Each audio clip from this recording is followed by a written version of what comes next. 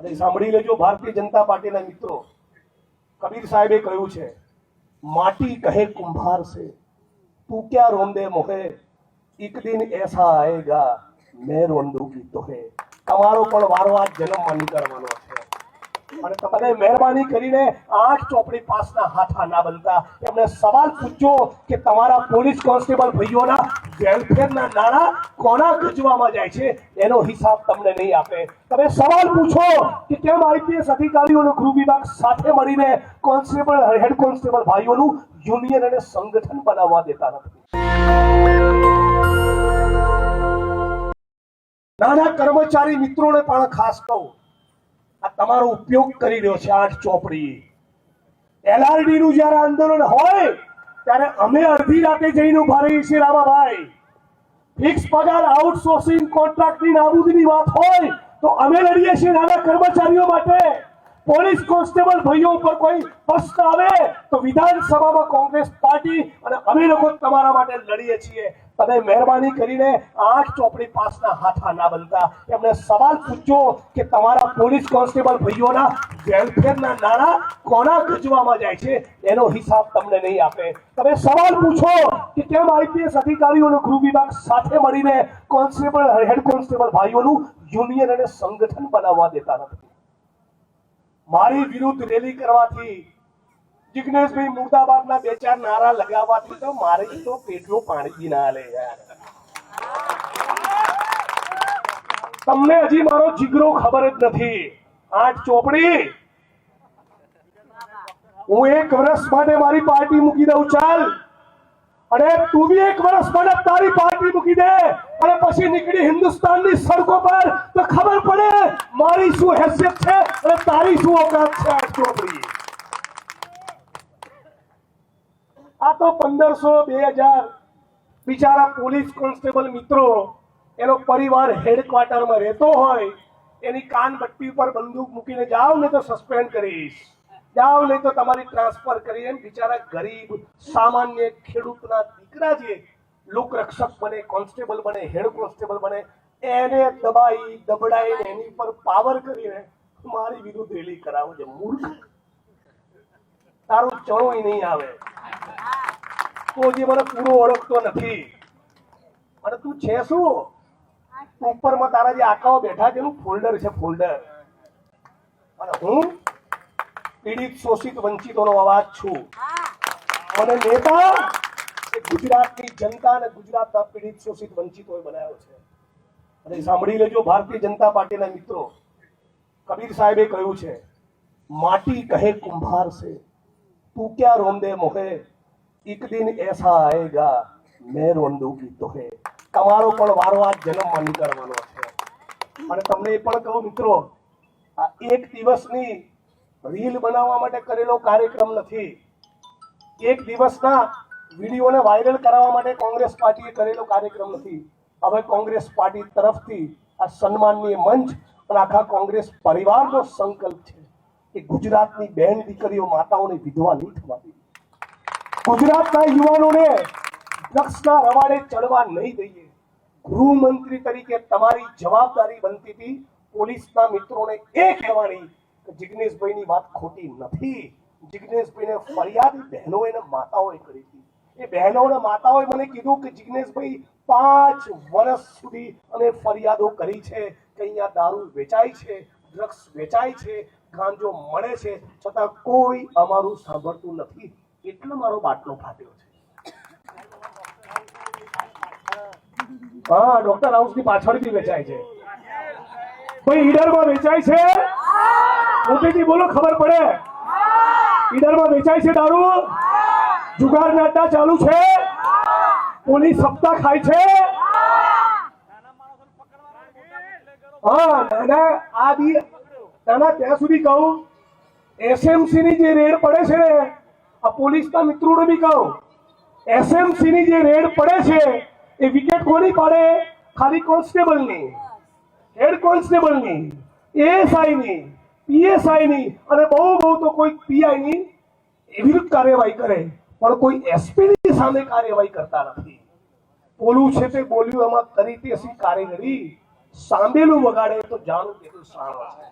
હે બનાસકાંઠાથી નીકળતો દારૂ જે ટ્રકોના માધ્યમથી ભરીને રાજસ્થાનથી ગુજરાતની પોલીસ જે દારૂ મંગાવે છે, ઈડરમાંથી જે નીકળે છે એ બનાસકાંઠાથી નીકળીને પાટણ જાય, પાટણથી નીકળીને મહેસાણા જાય, મહેસાણાથી નીકળીને ગાંધીનગર જાય, ગાંધીનગરથી નીકળીને અમદાવાદ જાય, તો ત્યાં સુધી જે જિલ્લાના પોલીસ વડાઓ જે શું કરે છે, લચ્છા લપેટે છે, એ મંજીરા વગાડે છે. સસ્પેન્ડ કરવાની વાત આવે, એક્શન લેવાની વાત આવે ત્યારે કોન્સ્ટેબલની વિકેટ પાડવાની, અને હપ્તો કમાવાની વાત આવે તો 50 લાખ કરોડ 2 કરોડનો હપ્તો જિલ્લા પોલીસ વડાએ ખાવાનો. આની સામેની અમારી લડાઈ છે. અને ફરી કહું છું, આખા ગુજરાતના પોલીસના મિત્રો માટે જે પણ મિત્રો નિષ્ઠાવાન, પ્રમાણિક અને ઈમાનદારીથી કામ કરે છે એને આખી ગુજરાત કોંગ્રેસ પરિવાર તરફથી અમે સેલ્યુટ કરીએ છીએ. પણ જે લોકો દારૂ, જુગાર અને ડ્રગ્સમાંથી કમાય છે એવા ભ્રષ્ટાચારીઓના તો પટ્ટા ઉતરવા જ જોઈએ. મારી સામે 1 નહીં 1000 કાર્યક્રમ કરો, મારા પેટનું પાણી નહીં હલે. આખી કાયનાત મારી ખિલાફ થઈ જાય ને, હું સત્યનો અવાજ છું, મારો અવાજને કોઈ રોકી નહીં શકે. એ વસ્તુ તમે લખી રાખજો. અને એટલું જ નહીં, આ ડ્રગ્સના મુદ્દે તમને બધાના વડીલ મિત્રોને ખાસ કહેવા માંગુ છું, આજની તારીખે તમે તમારા શહેરના મોહલ્લામાં, તમે તમારા ટાઉનમાં, તમારા તાલુકામાં, તમારા ગામમાં મીટિંગો કરી, સમાજના મેળાવડા કરી ડ્રગ્સના દૂષણની સામે નહીં બોલો તો આવતા 5 વર્ષ પછી, 10 વર્ષ પછી આપણા ગુજરાતે પસ્તાવાનો વારો આવશે. અત્યારે જે ગરીબ બહેનો, ગરીબ પરિવાર, કોન્સ્ટેબલોની પત્નીઓને, માતાઓને મારી સામે રોડ ઉપર ઉતારી, એ જ મારા ગુજરાતની બહેનના માતાઓ કહેશે કે જિગ્નેશભાઈ તમે સાચા હતા. આ જ બહેનો કહેશે આ મારો વિડીયો રેકોર્ડ કરીને રાખજો.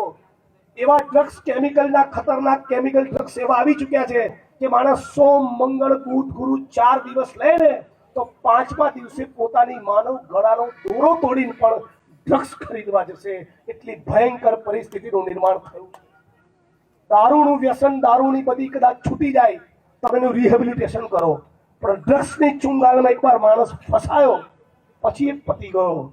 એ દીકરાને કે દીકરીને તમારે ભૂલી જવા પડશે. એટલા ખતરનાક આ ડ્રગ્સો છે.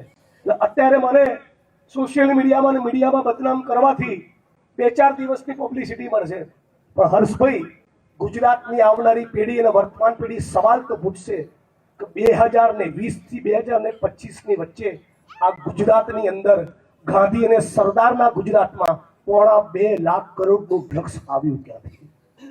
મિત્રો, સવાલ પૂછવાનું કે નહીં? કોઈક તો મંગાવતું હશે ને. તમારા ગામની અંદર ગોળનો રવો ખરીદનારું કોઈ હોય નહીં તો કોઈ ગોળ વેચવા આવે? તો મતલબ કે ગુજરાતની અંદર કોઈ ખરીદનારું છે. કોણ મંગાવી રહ્યું છે ગુજરાતની ધરતી પર ડ્રગ્સ? ક્યાંથી આવી રહ્યું છે ડ્રગ્સ? કોણ છે આના ડીલરો?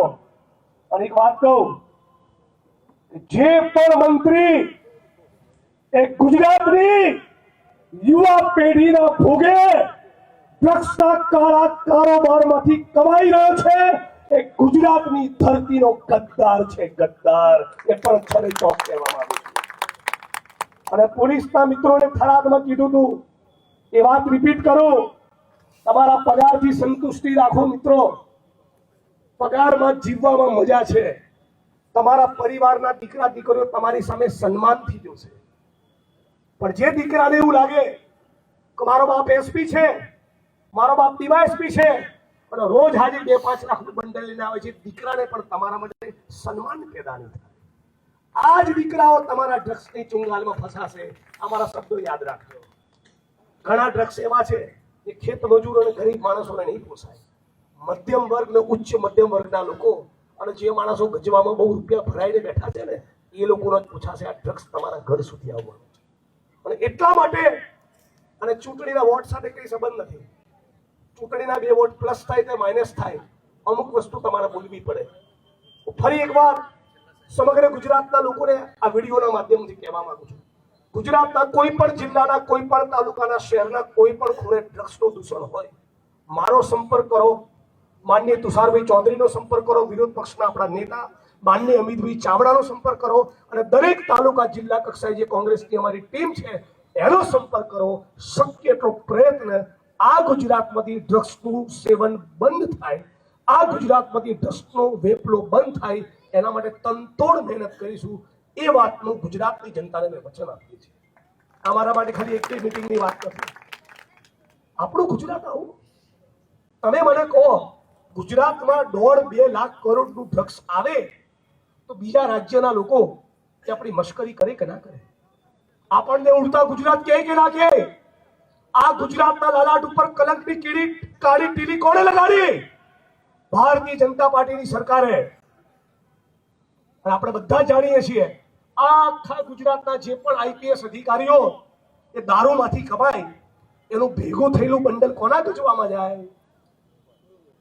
મંત્રીના ગજવામાં જાય. એ જ પ્રમાણે જે માણસો ડ્રગ્સના કાળા કારોબારમાંથી કમાતા હોય એનું બંડલ પણ કોના ગજવામાં જાય? મંત્રીના ગજવામાં જાય. હે ગુજરાતના મંત્રીઓ, હે ગુજરાતના આઈપીએસ અધિકારીઓ, થોડા તો તમે એટલા વિવેકી બનો કે તમારા મા બાપ તમને જોઈને લાજે. આ ધંધા ગુજરાતમાં બંધ કરો. આ બેન દીકરીઓ માતાઓની સામું જુઓ. અમારા ગુજરાતની બહેનો માતાઓની ચિંતા કરો. હજારોની હજારો બહેનો છેલ્લા 25 વર્ષના ભારતીય જનતા પાર્ટીના શાસનમાં વિધવા થઈ. હજી કેટલી બહેનોને આપણે વિધવા કરી છે? હજી કેટલા યુવાનોને ડ્રગ્સના રવાડે ચડાવવા છે? આપ સૌને મારી વાણીને વિરામ આપતા પહેલા વિનંતી કરું છું કે સાથે મળીને બધા સંકલ્પ કરીએ. नेशनल दस्तक की आपसे गुजारिश है कि अगर इसको बचाना चाहते हैं तो नेशनल दस्तक को सब्सक्राइब करने के लिए रेड कलर के सब्सक्राइब बटन को दबाएं, फिर बेल आइकन की घंटी दबाएं. नेशनल दस्तक को बचाने के लिए बहुत जरूरी है कि हर खबर को शेयर करें, लाइक करें, कमेंट जरूर करें.